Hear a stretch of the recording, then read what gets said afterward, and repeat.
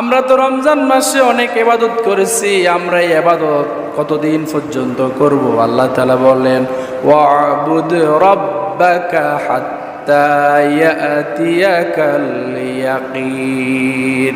আল্লাহ সুবহানাহু ওয়া তাআলা আমাদেরকে ইবাদতের একটা মাস দিয়েছেন। মাসটির নাম ছিল রমজান, সেটা আমাদের কাছ থেকে চলে গেছে। এই রমজান মাসে আমরা আল্লাহ তাআলার ইবাদত করেছি। আমাদেরকে সৃষ্টি করাই হয়েছে ইবাদত কার জন্য করা?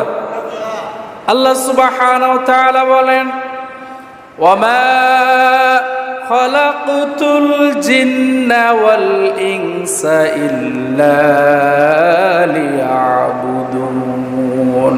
আল্লাহ তাআলা বলেন, আমি পৃথিবীতে মানুষ এবং জিন জাতিকে সৃষ্টি করেছি শুধুমাত্র কেবলমাত্র একমাত্র আমি আল্লাহর ইবাদত করার জন্য।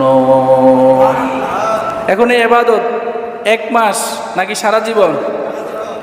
এখন আমরা আল্লাহকে প্রশ্ন করলাম, আল্লাহ আমরা তো রমজান মাসে অনেক ইবাদত করেছি, আমরা এই ইবাদত কতদিন পর্যন্ত করব? আল্লাহ তাআলা বলেন, ওয়া'বুদ রাব্বাকা হাত্তা ইয়াতিয়াকাল ইয়াকিন।